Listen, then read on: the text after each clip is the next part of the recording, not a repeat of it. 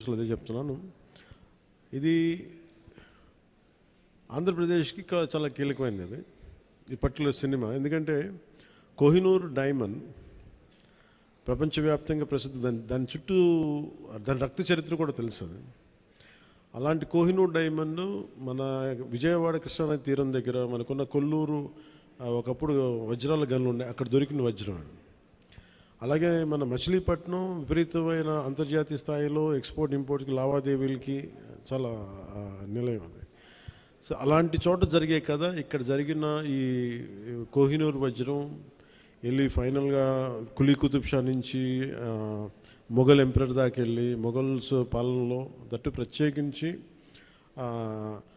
ఒక నియంతగా ఉన్న సొంత తమ్ముడిని కూడా సొంత అన్నయ్యని కూడా చంపి దారా సిక్కుని చంపేసిన ఔరంగజేబ్, తండ్రిని ఖైదులో పెట్టించిన ఔరంగజేబ్, అలాగే హిందువుగా బతకాలి అంటే పన్ను కట్టాల్సిన సమయం అలాంటి పరిస్థితుల్లో తీసుకొచ్చి దేవాలయాలు కూల్చేసిన ఔరంగజేబ్, అలాంటి ఔరంగజేబ్ ఆసీనుడైన ఆసనం మీద నెమలి సింహాసనం మీద ఉన్న కోహినూర్ని హీరో పాత్ర ఇవ్వబడుతుంది. అది తీసుకురమ్మని అది అసైన్ చేయబడతారు. సో అది నాకు ఇంట్రెస్టింగ్ అనిపించి సినిమాని ఒప్పుకోవడం జరిగింది. ఇది దాదాపు 3-4 సంవత్సరాలు క్లోజ్ టు 5 years పట్టింది. 2 కరోనా వేవ్స్ బాగా ఇబ్బంది పెట్టినాయి. ఫైనల్గా వచ్చేటప్పటికి మన మ్యాన్ మేడ్ డిజాస్టర్ గత ప్రభుత్వం చేసిన సమయంలో కరెక్ట్గా సినిమా చేద్దాం అనుకున్న సమయంలో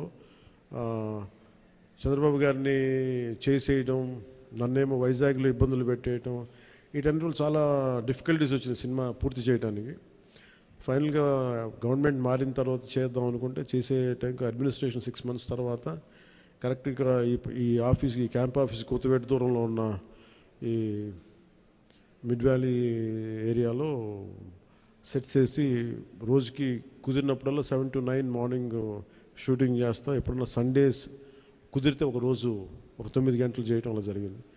సో ఫైనల్గా సినిమా ఫినిష్ పూర్తయింది. ఈ కైండ్ ఆఫ్ యాక్షన్ అడ్వెంచర్, అలాగే ఈ చారిత్రాత్మక నేపథ్యం కాబట్టి కొంత జిజియా మీద ఒక రివోల్ట్ ఎలా ఉంటుంది అంటే ఒక హిందూగా నువ్వు వెళ్తున్నాలంటే క్యూలో నుంచొని for being Hindu you have to pay tax. So అలాంటి ఇంట్రెస్టింగ్ ఎలిమెంట్స్ ఉన్నాయి. And it's more of a wholesome entertainer తప్ప దీంట్లో ఏ విధంగా పొలిటికలైజ్ అనేది ఏముండదు. ఇట్స్ ఫ్యామిలీ ఎంటర్టైనర్ కాదు. ఇది నేను చేయటం వల్ల దీనికి ఇంకేదైనా రంగులు ఆపాదించబడతాయో నాకు తెలియదు కానీ బట్ నేను మటుకు సినిమా చేసినప్పుడు it is beyond politics. So దాంట్లో ధర్మం అనేది ఒక ఎలిమెంట్.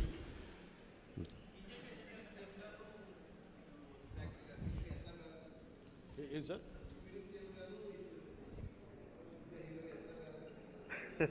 Quiet challenge. ఇందాక కూడా ఎవరు ఇంటర్వ్యూలో అడుగుతూ ఉన్నారు, మీరు మేడం మీరేనా అడుగుతా అంటే సినిమాల్లోనూ ఒకటే చాయిస్ ఉంటుంది, either films or politics at this stage అంటే I said I opted for politics. I opted for not cinema, politics. So అందుకే నా ప్రయారిటీ పాలిటిక్సే అడ్మినిస్ట్రేషనే పెట్టి నాకంటూ కొంత టైం అనుకున్నప్పుడు దాన్ని బట్టికే కేటాయించడం జరిగింది. అట్లా సాధించాను. ఏ సినిమాకి చేయని విధంగా ఫస్ట్ టైం ప్రమోషన్స్లో దిగారు మీరు. అండ్ ఇది చాలా ప్రత్యేక పరిస్థితులు ఉన్నాయి సార్. నేను మామూలుగా అయితే చేయను. అంటే నా వల్ల నిర్మాతలు నష్టపోయారు. అది కూడా ఎలా నష్టపోయారు, ఒకటి corona, 2 natural disaster, 2 natural disasters, ఇంకోటి man made disaster, administration disaster, ఇక్కడ పొలిటికల్ ఇది ఇక్కడ. సో మూడింటికి నిర్మాతలు బలైపోయారు. సో దానికి నేను ఒక నైతిక బాధ్యత వహించి లేట్ అయిపోయిన సినిమాని ప్రమోట్ చేయాల్సిన బాధ్యత నా మీద ఉంది. అంతేగాని ఎందుకంటే నాకు రెమ్యునేషన్ కూడా దీనికేమి అదే ఇంకా రేపు హిట్ అయితే నాకు తెలియదు కానీ సో అలాంటి పరిస్థితుల్లో రిలీజ్ చేశాను. ఎందుకంటే ముందు సినిమా ఆడాలి, సినిమా రిలీజ్ అవ్వాలి, నిర్మాత బయటపడాలి అన్న సదుద్దేశం. అది కూడా ఏంటంటే నేను పాలిటిక్స్లో ఉండటం, గత ప్రభుత్వం చేసిన మ్యాన్ మేడ్ డిజాస్టర్స్ వీటన్నిటి వల్ల నలిగిపోయిన దానికి నేను పాలిటిక్స్లో ఉన్నాను కాబట్టి బలైపోయారు కదా, ఇబ్బందులు పడ్డారు నిర్మాతలు. అందుకని వాళ్ళందరి తరపున నేను కనీసం ఈ ప్రమోషన్ చేయడం అనేది చాలా ఎసెన్షియల్ డ్యూటీ అనిపించింది నాకు. అంతమించి మామూలుగా అంత అవసరం ఉండేది కాదేమో. సార్ ఆ సినిమా